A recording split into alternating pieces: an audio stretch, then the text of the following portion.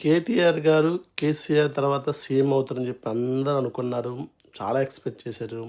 కానీ ఫైనల్‌గా ఏమైంది? లాస్ట్ ఎలక్షన్స్‌లో బీఆర్ఎస్ పార్టీ ఓడిపోయి కాంగ్రెస్ పార్టీ తరపున రేవంత్ రెడ్డి సీఎం అయ్యారు. ఇంకా తర్వాత నుంచి కేసీఆర్ గారికి ఆరోగ్యం బాగోలేక యాక్టివ్ రాజకీయాలు కొంచెం తగ్గిస్తే మొన్న ఈ మధ్య రీసెంట్‌గా అతను మళ్ళీ వస్తాను, తెలంగాణ గురించి మాట్లాడతానని చెప్పి అన్నాడు. సో అప్పటి నుంచి కేటీఆర్ ట్రై చేస్తున్నారు. రేవంత్ రెడ్డికి ఆపోజిషన్ మాట్లాడంతా బాగానే ఉంది. ఎంత బాగానే ఉన్నా ఈ కేటీఆర్ గారు ఎక్కడో కేసీఆర్ లాగా అవ్వలేడుకోయేమో అనిపిస్తుంది.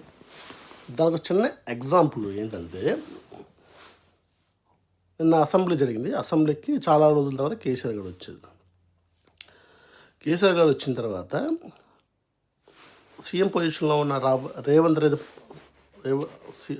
సీఎం పొజిషన్లో ఉన్న రేవంత్ రెడ్డి స్వయాన వెళ్ళి కేసీఆర్కి షేక్ హ్యాండ్ ఇచ్చాడు.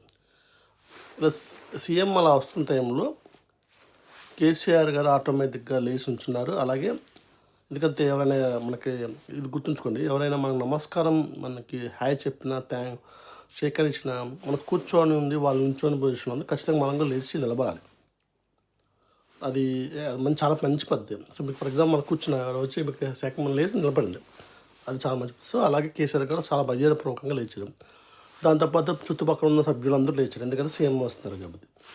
కేటీఆర్ అది పక్కన ఇంకో అతను ఎవరో ఎమ్మెల్యే అతను లేవలేదు. మిగతా వాళ్ళ హరీష్ రావు కూడా లేచారు, కానీ కేటీఆర్ గారు లేవలేదు. అది ఇవ్వచ్చు, అహంకారం అవ్వచ్చు, ఏదైనా అవ్వచ్చు. ఇది ఒక చిన్న కేసీఆర్ గారు లాంటి వ్యక్తే లేచి నిలబడ్డాడు. అతను కొడుకే మీరు ఎందుకు నిలబడలేదు చాలామంది క్వశ్చన్ చేస్తున్నారు.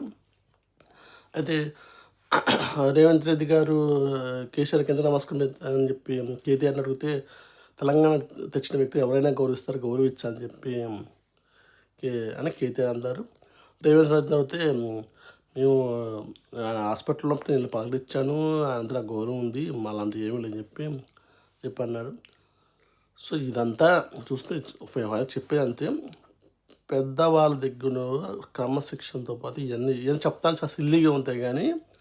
కానీ ఇలా చిన్న పాయింట్లే ఒక వ్యక్తి ఎదుగుదలకు ఉపయోగపడుతుంది. సో కేటీఆర్ గారు మీరు కేసీఆర్ లాగా అవ్వాలంటే కేసీఆర్ లాగా అన్నీ పాటించాలి, అప్పుడే మీరు భవిష్యత్తులో సీఎం అవ్వగలరు.